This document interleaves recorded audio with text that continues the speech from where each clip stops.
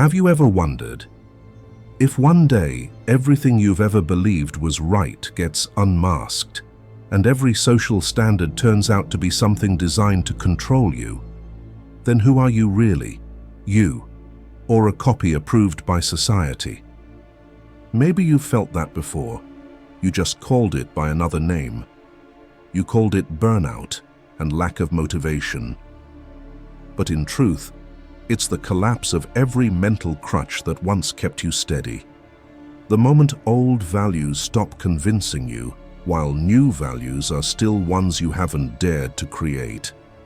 And right then, something inside you loses its why, the reason that helps you endure a life that is this hard.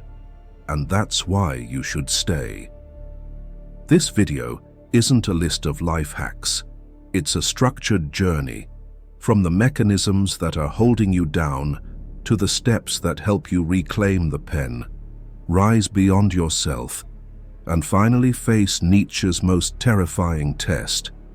If this life had to repeat endlessly, would you dare to say yes? Don't skip any part, because missing even one link can lead to misreading Nietzsche, turning freedom into self-destruction and strength into cruelty. But if you go all the way, by the end, you won't just see through others. You'll see the potential within yourself in a way you never expected. Number 1. Diagnosing the disease of our age. Have you ever noticed a strange paradox in your life? The more you grow up, the more reasonable you become, the harder you try, yet the emptier you feel inside. You're not exactly suffering in a tragic, dramatic way, but you're no longer living with that blazing fire of passion either. Everything, work, responsibilities, schedules, still functions normally. Only one thing fades, very quietly, very silently, the feeling that this life is worth giving your whole heart to. Nietzsche referred to this as the greatest illness of the age, not a lack of intelligence, not a lack of knowledge, but a lack of a reason to live without having to lie to yourself. Nietzsche stood right at that threshold, science rising, reason becoming truth, progress turning into a new religion, while at the same time, a civilization began to lose its gravity.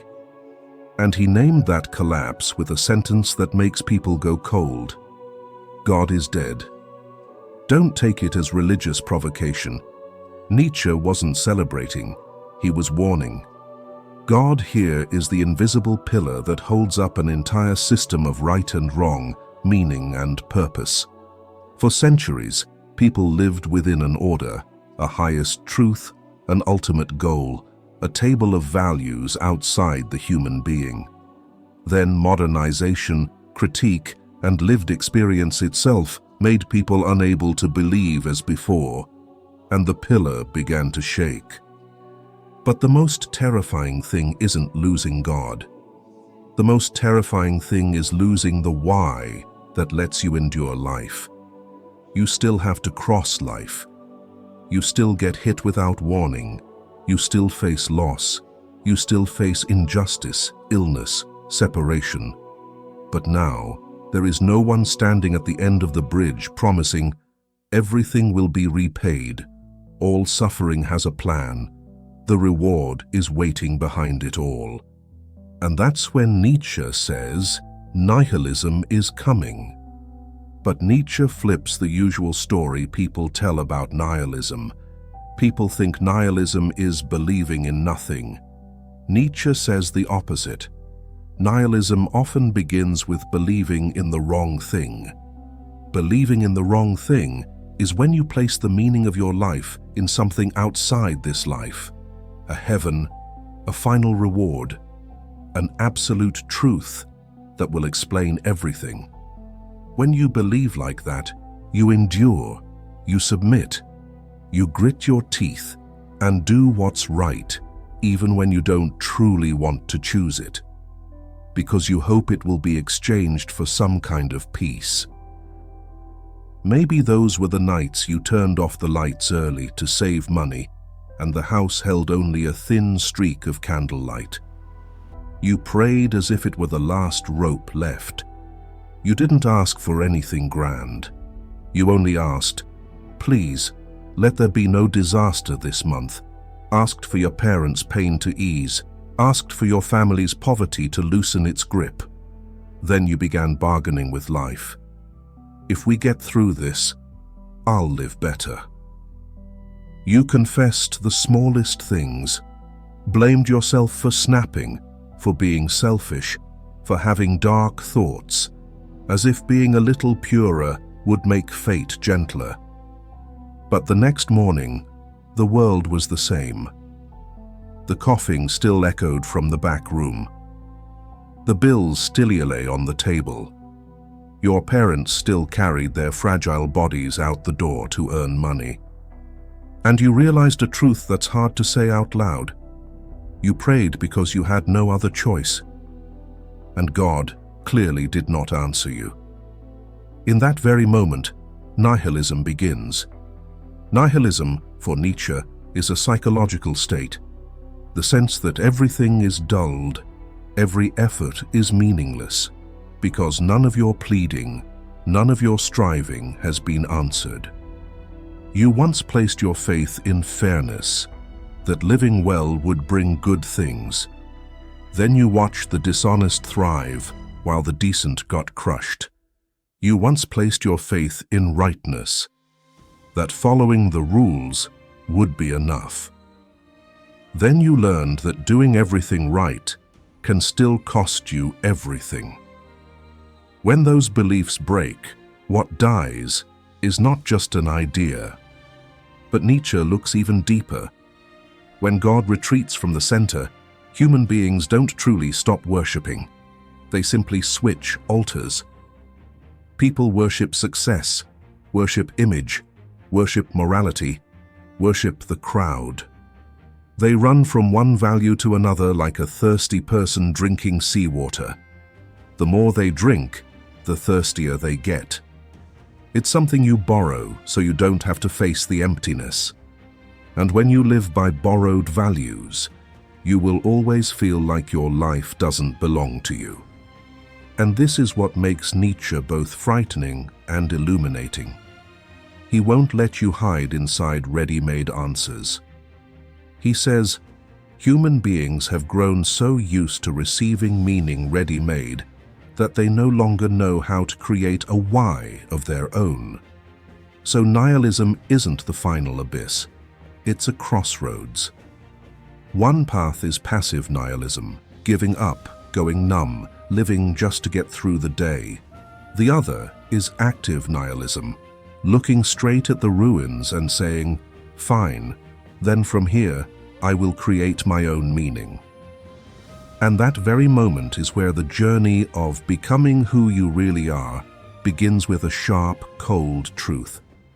From now on, meaning is no longer something granted. Meaning is something you must dig out from within, through choice, through cost, through the courage to live honestly.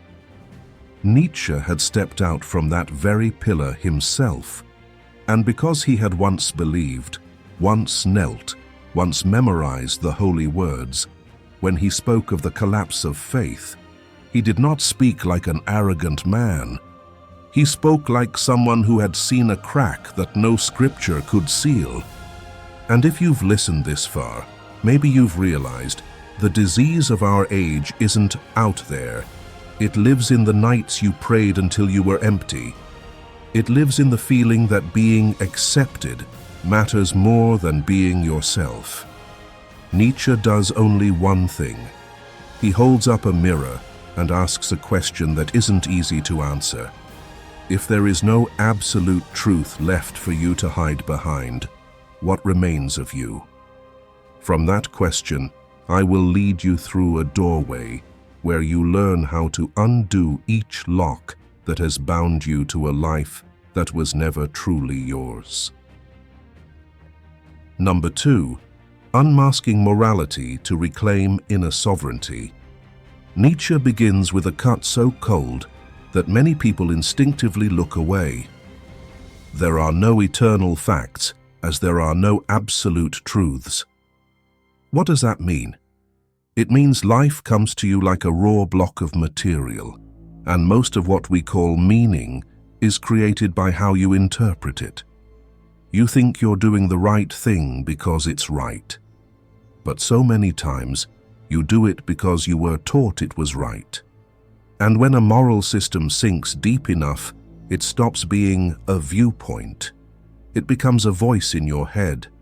It speaks for you, judges for you, and punishes for you. It turns your life into a courtroom, and you become the defendant who is never acquitted. You can recognize that voice clearly if you're honest for a moment. There are times you've only thought something, done nothing, and yet you already feel dirty. There are times you want something for yourself, something ordinary, something human, and you already feel selfish. There are times you want to say no, to set a boundary, and immediately you feel ungrateful. That feeling is so familiar, you mistake it for morality.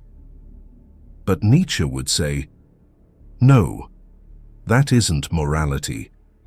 It's a mechanism of captivity, and it cages you with the strongest chain of all, guilt.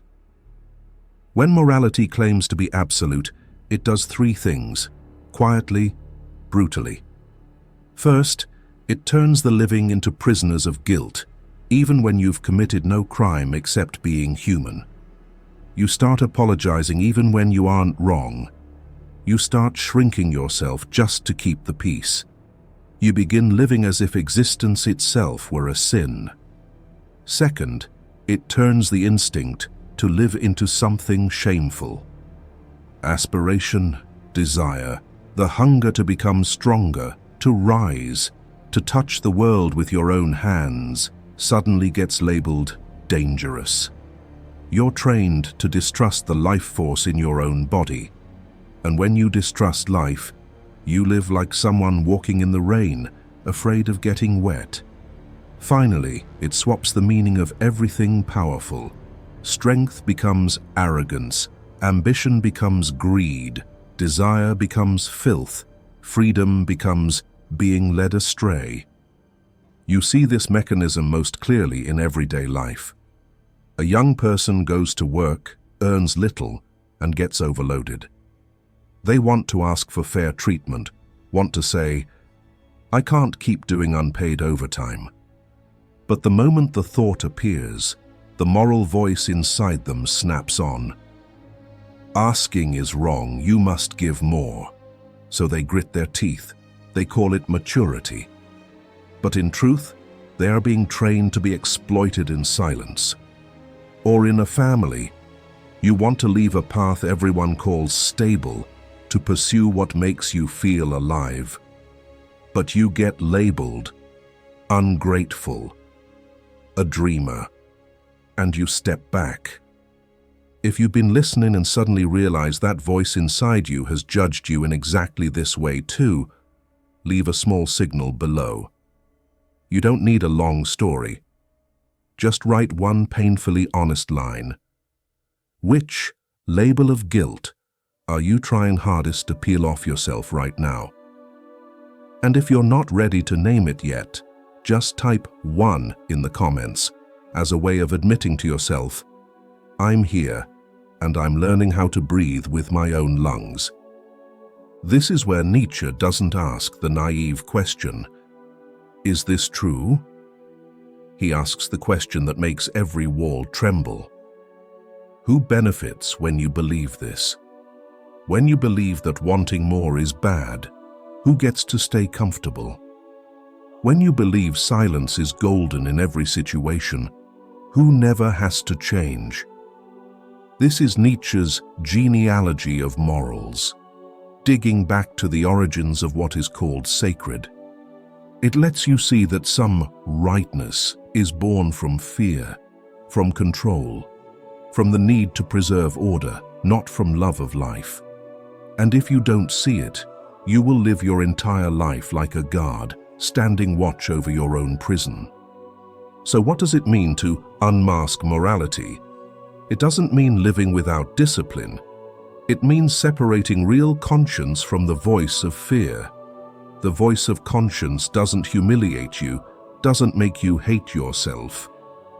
But the voice of society, of outdated religion, of the crowd is loud. It makes you more afraid of being disliked than of living a counterfeit life. And if you want to reclaim inner sovereignty, you have to learn to tell those two voices apart. You can start with a simple test, and it will be clarifying if you do it honestly. The next time you feel guilty over something deeply human, pause and ask two questions. 1. If no one were watching, would I still feel guilty? 2. Is this feeling helping me become better or helping me become easier to control? Just those two questions, and you'll begin to hear the difference between your own voice and the voice you've borrowed from others. And the moment you hear it, you'll understand why Nietzsche is dangerous. He doesn't give you another belief. He gives you back your freedom.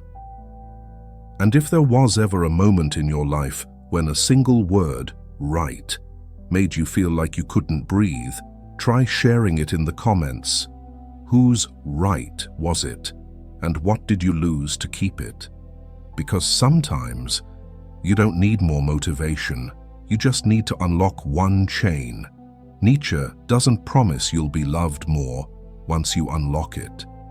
He promises only this: you'll begin to breathe like a free human being. From here, you also begin to hear something that the noise of right and wrong used to drown out. Some chains don't live in external rules, they live in internal emotion.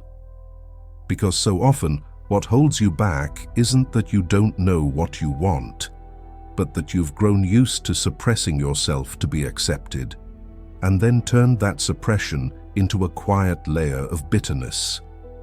And right here, after the first lock has been undone, Nietzsche leads you to the second one, deeper and darker: resentment. Number 3. Stop living through resentment and the need to please. Nietzsche says, resentment is not an anger that explodes.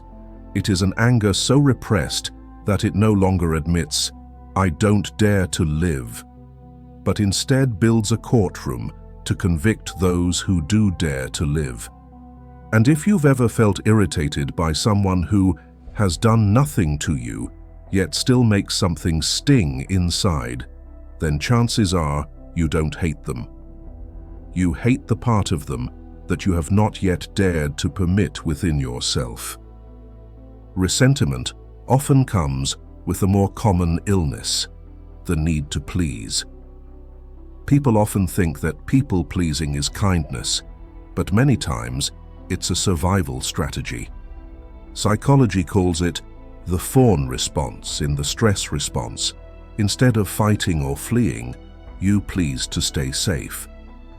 But Nietzsche sees it in a sharper language. This is the moment you lose inner power and then compensate with a counterfeit kind of power. The power of morality, endurance, sacrifice. You don't dare to demand. You don't dare to choose yourself. But you still want to feel worthy, so you take the cheapest route, becoming a good person. And then, when others aren't grateful the way you hoped, resentment is born. You'll see resentment most clearly in painfully ordinary scenes. Maybe you watch someone dare to change direction, dare to quit a stable job, dare to live at their own rhythm, while you can't. Because of responsibility, because you're bound by social standards. And then a comment appears in your mind. They're living like that only for themselves. They'll fail anyway. That is a collective defense mechanism. When you don't dare to rise, the easiest way to avoid feeling smaller is to drag someone else down. The important thing is this: Resentment makes you feel righteous and superior. Those feelings are highly addictive because they reduce pain instantly. But the cost is that you no longer have the energy to live. You spend your strength judging instead of building your inner world. You use your mind to find faults instead of finding a path. If you want to become yourself, you must do what Nietzsche insists on in many ways. Bring your energy back inward. So how do you stop living through resentment and the need to please? You can try 3 steps Nietzsche points toward here. Step 1. Change the question. Whenever you feel bitter, irritated, or you hate someone, ask, what are they living that I don't dare to live? This is how envy becomes a compass. Here, Nietzsche meets Carl Jung at a point surprisingly close. What we hate in others is sometimes our own shadow. It isn't always true, but if you try that question, a truth may sometimes you don't hate them because they're bad, but because they're free. And if that's the case, the problem isn't them. Step 2. Cancel the unspoken contract. People-pleasing creates unsigned contracts. I sacrifice, you must acknowledge it. I yield, you must be grateful. I stay silent, you must understand. But life doesn't operate on unspoken contracts. Life only responds to what you say, the boundaries you and I set, and the choices you take responsibility for. So the practice here is very concrete. In the coming week, choose one small situation to say no without a long explanation. For example, I can't take on this extra part. I need time to think. I'm not available. If you feel guilty, that's a sign you're detoxing from an old mechanism.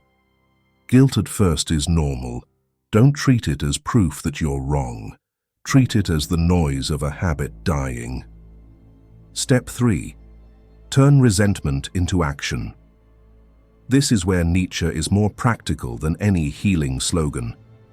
If you don't transform resentment into capacity, it will transform you into a bitter person, full of grievance toward life. So each time you catch yourself judging someone, do the opposite thing immediately. Write down one small action you can take within 24 hours to move closer to what you secretly crave. Does someone's fit body make you jealous? Then tonight, walk for 20 minutes. Does someone studying more make you uneasy? Then open a 10-minute lesson. Someone's blunt honesty makes you angry. Then, in the next meeting, say one clear sentence. Finally, you need one closing check to look yourself in the eye. When you do good, are you doing it out of love or out of fear of being disliked? If it's love, you'll give without demanding repayment. If it's fear, you'll give while quietly stacking invoices inside. And those invoices are resentment. Nietzsche isn't telling you to become cold. He's telling you to become honest and generous. Give because you choose to, not because you're begging to be accepted. If you want to become yourself, you have to dare to lose one thing: the title of a good person in the eyes of those who only love you when you are easy to control. But you'll gain something greater: the right to govern your inner world. When you stop pleasing, resentment decreases. When resentment decreases, energy returns. And when energy returns, you begin to have the strength to live a life that doesn't need to stand on anyone's back and doesn't need to kneel under anyone's gaze. That's when Nietzsche's words stop being philosophy and become lived truth. You are not freed by the world. You are freed the moment you stop tying yourself up. Number 4. Reclaiming the right to be the author of your life. You might be wondering what you're supposed to live by now if you no longer live to be accepted. This is the most dangerous point Nietzsche ever warned about. He wants to open a third path for you, not retreating into old faith and not falling into nihilism either, but creating your own values. But creating values does not mean doing whatever you feel like. Nietzsche despises indulgence no less than slavery. Doing whatever you feel like is a life controlled by impulse, hot today, cold tomorrow, then excusing it with, "That's just me." Nietzsche calls that an empty self with no axis. Becoming yourself, for Nietzsche, is far harder. Writing the law for your own life and being strong enough to carry it out. Like a conductor, you don't merely listen to the music you like, you must learn to hold the tempo, and most importantly, you must take responsibility if the entire orchestra goes off course. A free life is not a life without rules, but a life with rules you yourself choose, and you are strong enough not to betray them. If someone leaves the path their family laid out and starts over, and they don't create their own values and personal laws, they will fall into confusion, lack of discipline, and then run back to find a new God. But if they do create values, they will follow a clear compass. What kind of person do I want to become? What is worth my fatigue and suffering? Neuroscience calls part of this process the restructuring of habits and the brain's reward system. What you repeat becomes a groove. What you honor becomes motivation. But Nietzsche goes further than science. He asks about the quality of that motivation. That is Nietzsche's criterion for testing a value. A good value is a value that makes you stronger, steadier, more honest, and more in love with life. Life does not promise to be fair to you. Nietzsche knows that.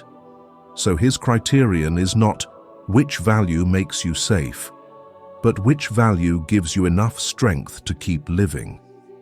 And so you don't get lost in yet another false self. Nietzsche reminds you with a line like a compass needle. You have your way. I have my way. The only way does not exist. So where does motivation come from? How do you know what you want when nothing defines you anymore? This is where Nietzsche's will to power appears, as a primordial force in the human spirit, pushing us to keep establishing values, shaping ourselves, rising out of the hollow definitions others paste onto our lives. Nietzsche is not talking about external power, high status, lots of money, or people fearing you.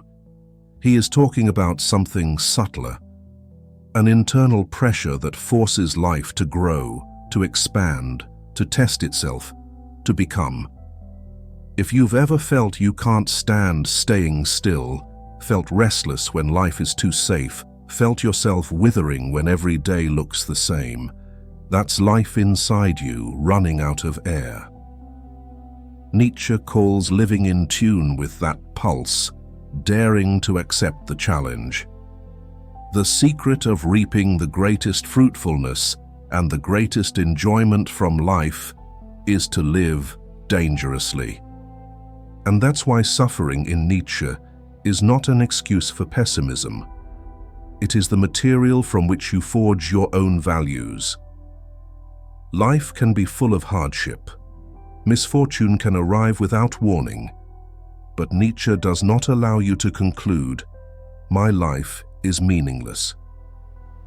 The will to power appears precisely there, not to erase suffering, but to turn suffering into raw material for creation. A person who grows up in poverty can become bitter or become someone who rebuilds their life through a new discipline, a new skill, a new standard of self-respect. Same circumstance, different outcome, because the difference is who is holding the pen that writes meaning into it. Someone can be born into a constricting, archaic religion and then one day decide to create a new truth. They free themselves. Nietzsche names that feeling exactly. Human beings must constantly fight with themselves to escape the hollow old values they have been locked inside. The will to power is the capacity to smash that cage and then build your own sky. A real example is Megan Phelps Roper. She used to be a spokesperson for the Westboro Baptist Church, an extremist Christian group notorious for hateful protests. The turning point came when she joined Twitter to preach, but the conversations and having contradictions pointed out made her begin to doubt and eventually leave the church in 2012. After leaving, she became a speaker and educator on extremism, dialogue, and empathy.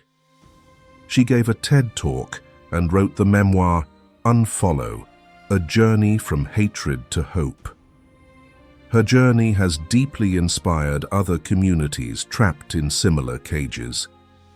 Listening up to this point, do you feel a powerful urge to reclaim the pen of your life? If you do, leave one comment with exactly this sentence: "From today on, I won't ask permission to live." You can become someone like that too, starting with very small steps. First, begin with the core. Choose 3 values you are willing to pay the price to live by. Nietzsche would test those 3 values with a harsh criterion. Do they make you love your own life more, even when life is full of suffering? If not, they are borrowed values. For example, self-respect. I don't sell my time and health cheaply. Honesty. I don't live as a role. Creativity. I always build something, however small. After you've clearly defined your inner value system, try giving your values the shape of habits. This is where science meets Nietzsche. You want self-respect? Give it a body. Sleep well, eat well, refuse exploitation, don't say yes to everything. You want honesty? Give it a body. Say one no each week. Speak one truth you keep avoiding. Stop apologizing when you're not wrong. You want creativity? Give it a body. Write 200 words a day. Study 15 minutes a day. And make one small project each month.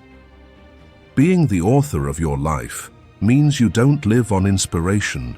You live on discipline. And if you ask, but what if I choose wrong? Nietzsche won't soothe you. He reminds you of this. No path is entirely right or entirely wrong. The right path is created by choosing it, staying with it, and taking responsibility for it. You will be wrong. But being wrong in the posture of an author is still better than being right in the posture of a slave. Number 5. Toward the Übermensch. Surpassing yourself. But how does that right to self-determination become more than a beautiful idea? How does it become a new human being? Nietzsche answers with a single word: self-overcoming. Becoming you is not finding yourself, like digging up something lost. It's closer to killing off an old version of yourself, again and again, and accepting that each death is painful, yet necessary. Nietzsche sees the human being as a creature always in between what it is and what it could become. And that in-between space is exactly what generates dissatisfaction. But for Nietzsche, dissatisfaction is not something to suppress. It is the alarm bell telling you that you are living beneath your own potential. The cycle of self-overcoming begins here. You can no longer tolerate the old you. You notice the habits that make you smaller. You see the choices that turn you into less than yourself. And then you create a bigger aim, not to show off, but to give yourself a reason strong enough to pull you out of the pit. He who has a why to live can bear almost any how. Nietzsche says this because he knows the how will always be brutal. Only the why makes you rise. But don't misunderstand, a grand goal doesn't change you. What changes you is the middle of the cycle: training, pain, and growth. And this is where Nietzsche differs from cheap, positive slogans. He does not promise an easy road. If you want to become a new person, you have to accept one thing: there will be a phase where it feels like your skin is being peeled off. Because old habits don't die from advice, they die from discipline, from repeating a new choice until the brain's pathways change. You are forging yourself like steel, and steel doesn't take shape without fire. Self-overcoming does not end after one shedding. It is a cycle. You overcome one version, you become stronger, more real, and then you see a new summit, a new limit inside yourself. It sounds exhausting, but it is the truth of being alive. Nietzsche doesn't sell linear happiness. He offers you a living life, like climbing a mountain in fog. You think you've reached the peak, but when the clouds clear, you see a higher range ahead. And instead of despair, Nietzsche wants you to learn to love that feeling, because it means you are still alive, still challenged, still reaching for something higher.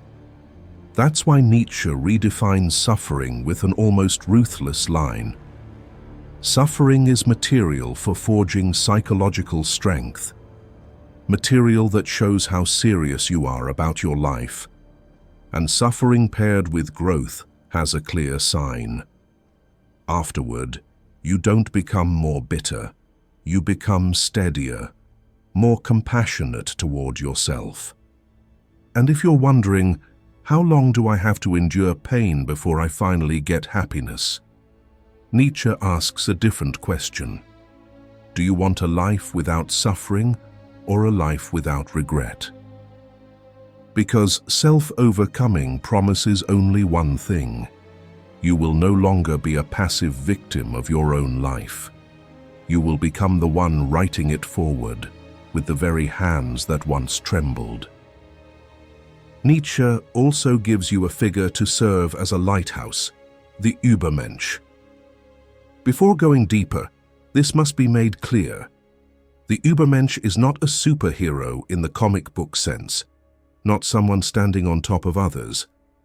It is a guiding star for the process of becoming, something you look up to whenever life tries to drag you back into the old self. And because it is a star, you can never reach it with your hands. Yet precisely because you can't reach it, it keeps you moving, keeps you growing, keeps you on the road. Nietzsche states it plainly. The essence of the human being is not a destination, but a bridge. What is great in man is that he is a bridge and not a goal. Meaning, your greatness is not in who you are today, but in whether you dare to become a process. The Übermensch stands on the far side of that bridge, the outline of a human being who creates values unbound by outdated religion and morality. But Nietzsche drives the image further into an unsettling metaphor.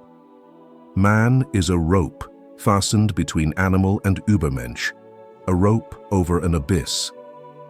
What is the abyss here? The fall back into trivial instinct, the retreat into a life that only eats, fears, and pleases. And therefore, walking the rope also means risks, daring to do something that makes you tremble. So, what does the Übermensch represent? First, the creator of values, not someone who waits for life to hand them meaning, but someone who knows how to turn life into meaning through choice and discipline. Second, someone who does not lie by the herd, who does not hand their soul to applause or condemnation. Third, someone who turns their life into an aesthetic work, a way of living with style, standards, rhythm, and an honesty so sharp it sometimes costs them solitude. In other words, the Übermensch is a reminder. Your life is not a moral exam to score points. It is a statue you are carving with your own days. But the most important thing Nietzsche wants you to understand is this: you never become the Übermensch once and for all. If you turn it into a finish line, you fall back into the old trap, worshipping a new idol, then despising yourself for not reaching it. The Übermensch must stay where it belongs, far away, like a star. You can never touch it, but you need it so you don't lose your way. And sometimes, simply still being able to see it means you are not yet dead inside your own life. Number 6. Training yourself to say yes to life. Nietzsche still has something more ruthless to test, whether you are truly walking toward the star or merely soothing yourself with a beautiful image. He calls it eternal recurrence. Nietzsche uses it as a moral and psychological trial. In The Gay Science, he poses an assumption like a thin blade. If your entire life had to repeat itself exactly, infinitely, without being able to change a single detail, how would you respond? And now, imagine this happens to you, not in a book, but tonight. The meaning of this test is that it cuts off every escape route. Normally, we endure the present by borrowing a promise from the future. It will be different. But eternal recurrence shatters the someday. It turns the present into the only place you cannot flee. If life must repeat, then every choice today becomes an everlasting seal. You no longer have the right to live superficially and hope to fix it later. And that is why it forces you to live truthfully. When you ask, would I want to live this exact scene again, infinitely? The false parts of your life reveal themselves very quickly. And then you understand why Nietzsche sees this as the ultimate test. It doesn't measure how moral you look to others. It measures whether you dare to sign your name under your life. But Nietzsche doesn't stop at exposing. He doesn't want you to panic. He wants you to transform. And that leads to the second concept, often misunderstood: amor fati, Latin for love of fate. Many people hear "love your fate" and mistake it for resignation, for swallowing bitterness and moving on. No. Nietzsche's amor fati is a very different yes, saying yes to the whole of life, including pain. It is the capacity to look at what cannot be changed and say, all right, then I will use this very thing to create a meaning no one can grant me. That is, you stop begging life to be easy. You begin making life move according to your meaning. You stop praying, please no more suffering, and you start asking, who is this suffering forging me into? And when you can live like that, eternal recurrence is no longer a curse. It becomes a fire that lights the way. You don't have to be fair to live truthfully. You need a heart strong enough not to run from your own life. Becoming yourself, in the end, is the moment you stop asking life to soften and start making your life worthy of repeating. If these ideas still feel a little distant, that's normal. They only matter when they touch daily life. They're like a muscle. They strengthen through training. So instead of trying to understand more, begin with the small steps below as a way to train your capacity to say yes to life. Exercise 1. Draw a boundary around what cannot change and what can. Every day, you lose energy fighting what cannot change, a past that already happened, an imperfect family, a body with limits, a society with injustice. Amor fati doesn't tell you to like these things. It tells you to stop spending your soul cursing them. Instead, you ask, in this, what part can I turn into material? For example, you can't choose your family, but you can choose how you heal. You can't choose the catastrophe, but you can choose how you grow. You can't choose the person who left, but you can choose your standard of love from now on. Exercise 2. Each day, choose one small yes. It could be getting up on time even when your heart is heavy after a rupture, studying even when the outcome is uncertain, doing one ordinary thing differently, or simply sitting still for 10 minutes, looking straight at emptiness instead of running into a screen. The more you practice, the more you'll find that one day, breakdowns, losses, failures no longer knock you flat, because you've built enough inner strength to face them and move through them. If you've listened this far and felt something inside you brighten while something else trembles, that means you're touching exactly what Nietzsche always wanted you to see. And precisely because of that, the good news is, you don't need to wait for a miraculous day to change your life. You only need to begin with one very small decision, to lay one brick for a sovereign life.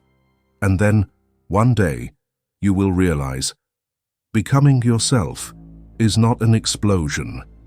It is a chain of quiet choices, repeated, until you no longer recognize the old version of yourself. If there is one sentence you want to sign under this life, keep it in your mind, because that is the sentence you will have to live up to.